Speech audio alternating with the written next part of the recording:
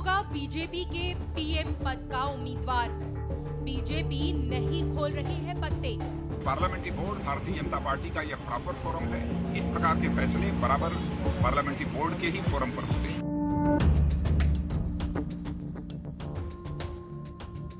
सहयोगी लगातार कर रहे हैं मांग, बीजेपी तय करे पीएम पद का उम्मीदवार। शिवसेना सुषमा के साथ, जेडीयू को मोदी पर ऐतराज। बाला साहब ने अपनी भूमिका स्पष्ट की थी और मोदी जी के बारे में बाला साहब ने हमेशा आशीर्वाद की भूमिका रखी। लेकिन अगर देश का नेतृत्व करने की बात आती है तो बाला साहब ने कहा था कि मेरे सामने आज एक ही नाम है, सुषमा स्वराज जी का है। गठबंधन बहुत कठिनाई से बनता है और बहुत उसमें समन्वय करके चलना पड़ता है। क्या बीजेपी तय कर पाएगी उम्मीदवार? क्या होगी बीजेपी की रणनीति? क्या फिर बीजेपी के एजेंडे पर होगा हिंदुत्व?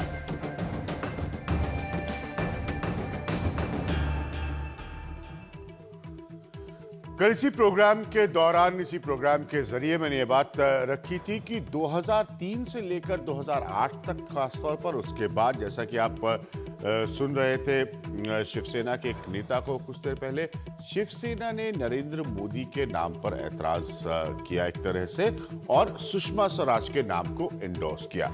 अब सवाल यहां पर आज ये उठ रहा है कि बीजेपी के 2014 का एजेंडा क्या होगा? शिवसेना जैसी अहम एलाय भारतीय जनता पार्टी की, पुरानी एलाय भारतीय जनता पार्टी की, ट्रेडिशनल सहयोगी भारतीय जनता पार्टी की, वो साफ साफ इस बात को कह रही है कि आप जल्द से जल्द इस नाम का ऐलान करें। बहुत आसान होता है, बीजेपी के कई नेता जो है साहब इस प्रोग्राम में आके मुझसे कह देते हैं, अरे आप लोगों को बहुत जल्दी है, क्या दिक्कत है, बीजेपी तय कर लेगी। हम नहीं कह रहे हैं, प्लीज इस बात को समझिए, हम नहीं कह रहे हैं, ये आपके जो की एलाइज है वो कह रहे हैं कि आप बताइए 2014 की रणनीति क्या है। खासतौर पे स्वाभाविक उस परिवेश में जहां कांग्रेस जो है वो अपनी तैयारियां खुलकर सामने रख रही है, आपकी रणनीति क्या है और आपका नेता कौन है? आज की चर्चा शुरू करने से पहले जरा इस पर एक नजर डालते हैं इस मसले पर।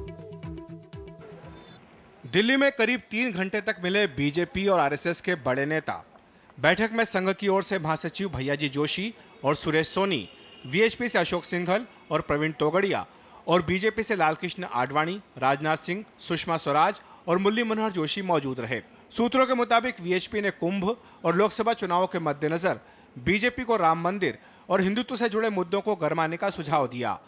बीजेपी कह रही है उसके लिए ये राजनीतिक मुद्दा नहीं है। बीजेपी ने 89 के पालमपुर अधिवेशन में एक प्रस्ताव पारित किया था कि वहां एक भव्य राम मंदिर बनना चाहिए। यह हमारी प्रामाणिकता स्पष्ट है। सूत्रों के मुताबिक प्रधानमंत्री पद के लिए नरेंद्र मोदी की उम्मीदवारी पर भी चर्चा हुई। वीएचपी से जुड़े संत कोशिश कर रहे हैं कि 7 फरवरी को कुंभ में नरेंद्र मोदी को लेकर प्रस्ताव पास किया जाए। Parliamentary board Bharatiya Janata party का यह प्रॉपर फोरम है। इस प्रकार के फैसले बराबर पार्लियामेंट्री बोर्ड के ही फोरम पर होते हैं। कब होगा पार्लियामेंट्री बोर्ड सर इस बारे में? अभी तो पार्लियामेंट्री बोर्ड गठित ही नहीं हुई। बीजेपी के लिए हिंदुत्व के मुद्दे पर लौटना आसान नहीं है, खासतौर से तब जबकि राम मंदिर के मुद्दे पर वो अपनी साख खो चुकी है। लेकिन इस मुद्दे पर वीएचपी के आंदोलन को पार्टी पीछे से समर्थन कर सकती है। गडकरी के मुद्दे पर मुखी खाने के बाद आरएसएस एक बार फिर से बीजेपी पर अपना नियंत्रण स्थापित करने की कोशिश में जुट गया है। आज की बैठक इसी का नतीजा है। राजनाथ सिंह को अपनी नई टीम बनानी है, साथ ही नरेंद्र मोदी के बारे में बड़ा सवाल भी हल करना है। जाहिर सी बात है, ऐसे में आरएसएस की भूमिका ज्यादा महत्वपूर्ण हो जाती है। दिल्ली में अखिलेश शर्मा, एनडीटीवी इंडिया। तो जो बात अखिलेश ने अपने रिपोर्ट के एंड में कही, बिल्कुल सही बात है कि न सिर्फ राजनाथ सिंह को अपनी नई टीम बनानी है, 2014 के एजेंडे को तैयार करना। और उसमें एक की पॉइंट है जो मैं बार बार आपसे दोहरा रहा हूं, रिपीट कर रहा हूं, वो ये है कि बीजेपी का प्राइम मिनिस्टरियल कैंडिडेट कौन होगा। ये आवाज अब उनके पुराने सहयोगी साथियों की तरफ से उठने लगी कि वो जल्दी बताए, बीजेपी समय रहते बताए। राजनाथ सिंह साहब के स्टेटमेंट को आप सुन रहे थे, उसमें वो कह रहे हैं कि जो पार्लियामेंट्री बोर्ड है भारतीय जनता पार्टी का, वो पार्लियामेंट्री बोर्ड जो है इस बात को तय करता है। मैं आज के अपने पैनल से आपको मिलवाना चाहूंगा। मेरे साथ बलदेव शर्मा जी मौजूद है जो कि पांचजन्य के एडिटर हैं। मेरे साथ प्रकाश जावड़ेकर साहब मौजूद हैं, आप सब जानते हैं वो भारतीय जनता पार्टी के सीनियर लीडर और स्पोक्स पर्सन है। मेरे साथ पवन वर्मा साहब मौजूद हैं जो कि नीतीश कुमार के सलाहकार हैं, एडवाइजर हैं नीतीश कुमार के। और कुछ देर में मेरे साथ कुमार केतकर होंगे। कुमार केतकर जो है वो एडिटर है दिव्य मराठी के। प्रकाश जावड़ेकर जी, आपसे बेहतर कौन जानता है महाराष्ट्र की पॉलिटिक्स को, महाराष्ट्र की राजनीति को। कल मैं इसी प्रोग्राम में इस बात को डिस्कस कर रहा था कि जो शिवसेना ने हमेशा सुषमा स्वराज के नाम को एंडोर्स किया है, कहा है कि सुषमा स्वराज के नाम को आगे रखे जाना चाहिए, नरेंद्र मोदी के नहीं। अब वही शिवसेना की तरफ से यह बात भी खुलकर आती है कि आप जल्दी बताइए कि आपका प्राइम मिनिस्टरियल कैंडिडेट कौन है। क्या आपको नहीं लगता कि अब सहयोगियों का दबाव है उस डिक्लेरेशन को तुरंत करने के लिए बीजेपी का? मुझे लगता है शिवसेना और हमारे गठबंधन के दलों से ज्यादा मीडिया ही बेताब है। और इसलिए मुझे पूरी उम्मीद थी प्रकाश जी आपसे इस जवाब की। चीज है और ये बेताबी नहीं, और इसलिए वो आपकी ये बीजेपी के लिए जो हमदर्दी है वो 2014 के चुनाव तक आप चलाइए तो अच्छा होगा। मुद्दा बात साफ है। हाँ। जैसे राजनाथ जी ने कहा अभी पार्लियामेंट्री बोर्ड ही गठित नहीं है तो उसकी बैठक कैसे कौन बताएगा।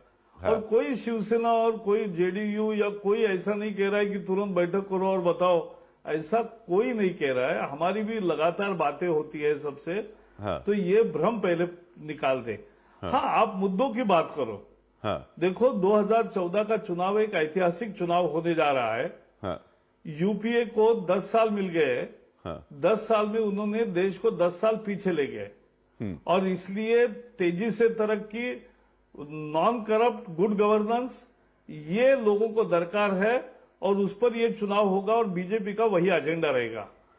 इसमें सबसे महत्वपूर्ण बात है कि जहां तक सुशील कुमार शिंदे जैसे लोग हिंदुओं को आतंकवादी कहते रहेंगे तो स्वाभाविक रूप से राष्ट्रवादी पार्टी होने के नाते जो हमें रिएक्शन देना है वो हम देते रहेंगे और उसका जनमानस में बहुत जबरदस्त प्रभाव होगा, परिणाम होगा।